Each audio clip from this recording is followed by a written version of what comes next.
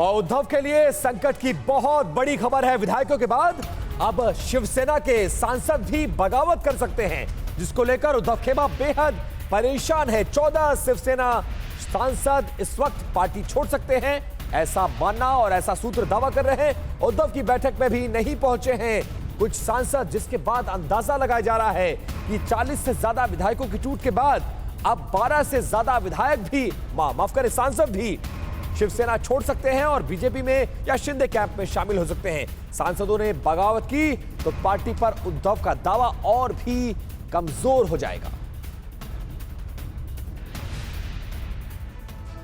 और इस बारे में और डिटेल इंफॉर्मेशन वॉल के जरिए अब आपके सामने, क्योंकि शिवसेना के सांसद भी अगर पाला बदलते हैं तो स्थिति क्या हो सकती है और इस सोर्सेस के हवाले से फिलहाल इसको लेकर क्या बड़ी खबर है। शिवसेना के कुछ सांसदों ने उद्धव को शिंदे से सुलह करने की सलाह दे दी है। वो पक्ष में है कि शिंदे से सुलह कर ली जाए। साथ ही पार्टी सांसदों की बैठक में उद्धव ठाकरे को यह सलाह इन सभी की तरफ से मिली है। सुझाव देने वालों में पार्टी के वरिष्ठ नेता तक शामिल बताए जा रहे हैं, जो उद्धव से इस सिलसिले में कर रहे हैं बात। हालांकि उद्धव ठाकरे अब शिंदे से समझौते के लिए बिल्कुल भी तैयार नजर नहीं आ रहे हैं। ऐसे में कुछ शिवसेना सांसद अपनी वफादारी भी बदल सकते हैं। यह बड़ा सवाल खड़ा हो गया है।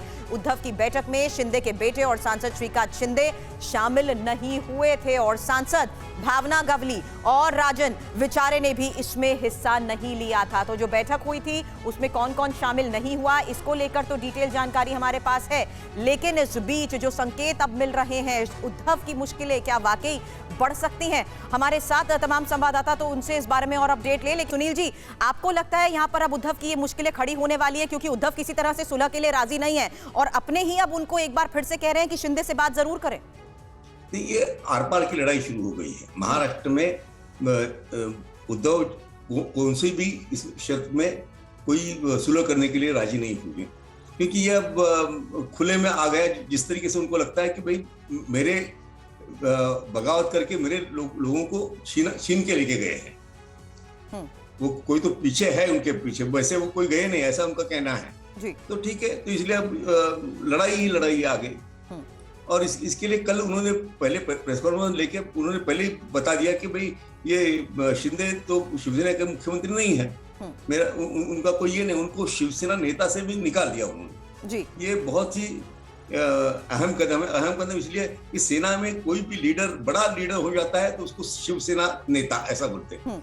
शिवसेना नेता ऐसा उसको एक पद दिया जाता है, तो उससे उनको निकाला है। So he is of no consequence to Shiv Sena, ऐसा उनको बताना है जी। अब तो इसलिए कोई सुलह नहीं हो सकती। अब जो है एक अदालतों में और एक फ्लोर टेस्ट जी, फ्लोर पे दोनों नेताओं के बीच सर कोई सुलह की संभावना नहीं बन रही है और महाराष्ट्र में जो स्थितियां हैं वो और भी विकट हो रही है।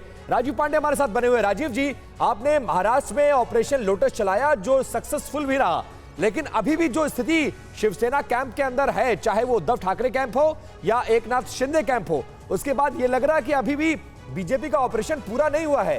सांसदों की बगावत को देखते हुए ये लग रहा है कि बीजेपी भी अभी बहुत कुछ ऐसा करना बाकी है जो अब धीरे धीरे सामने आना शुरू हो चुका है। देखिए विपिन जी, ये आप लोग जर्नलिस्ट लोग का काम है, ये कहना ऑपरेशन लोटस चलाया, ये चलाया। देखिए आप एक बात बताइए, इतिहास में आपने कभी देखा कि एक रूलिंग पार्टी से 2/3 से ज्यादा लोग बाहर चले गए हैं? कभी आपने देखा इतिहास में? अभी आपके चैनल ही दिखा रहे हैं कि 14 सांसद, टोटल कितने सांसद है उसमें से 14 सांसद अगर अलग हो रहे हैं, दैट मीन्स कि ये पार्टी के भीतर कोई बहुत बड़ा विषय था जिसके कारण से लोग बाहर गए। अब देखिए, ये शिवसेना के अंदरूनी मामला था और शिवसेना में जो एकनाथ शिंदे जी अभी मैं तो कह रहा हूँ 55 में से हो सकता है 50 विधायक आ जाए। लेकिन इस अंदरूनी मामले को देखते हुए तो बड़े फैसले पीछे से बीजेपी की तरफ से लिए गए। नतीजा सबके सामने है कि किस रणनीति के तहत अब सरकार बन चुकी है। मैं आपसे इस बारे में आगे बात करूंगी। अतुल जी से अब मेरा संपर्क जुड़ गया है। अतुल जी, अब सांसदों ने जिस तरीके से बगावत की है तो पार्टी पर आपको लगता है उद्धव का दावा भी और कमजोर होगा? जी, इसको देखने का मेरा नजरिया थोड़ा डिफरेंट है। आप 10-12 दिन से जो चल रहा है महाराष्ट्र में, उसमें मुझे हंसी भी आ रही है और दुख भी हो रहा है। कोई भी पार्टी, चारों पार्टियों में से कोई भी डेवलपमेंट की बात नहीं कर रही है। ये सिर्फ सत्ता को हथियाने की नीति की बात कर रहे हैं। राजनीति तो बहुत पवित्र होती है, पर ये सिर्फ सत्ता हथियाने की नीति चल रही है। कोई पार्टी डेवलपमेंट की बात नहीं कर रही है। महाराष्ट्र में हालत खराब है, बम्बई में पानी की 10% कटौती हो गई है घरों में, किसानों की हालत खराब है, सूखे के हालात कई हिस्सों में महाराष्ट्र के बन गए हैं, कोई पार्टी उनकी ओर ध्यान नहीं दे रही।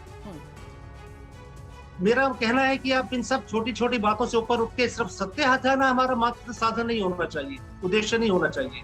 सत्ता काहे के लिए चाहिए आपको? तो डेवलपमेंट की बात करें, वो कोई पार्टी नहीं करती। बिल्कुल, सत्ता होती ही इसीलिए है कि जनता के काम किए जाए, और इस बीच मुंबई में जो कुछ भी चल रहा है उससे विकास कार्य प्रभावित हुए। लेकिन एक बार शिंदे कैंप फिर से एक्टिव हुआ और सरकार में आने के बाद तमाम बैठकें कर रहे हैं।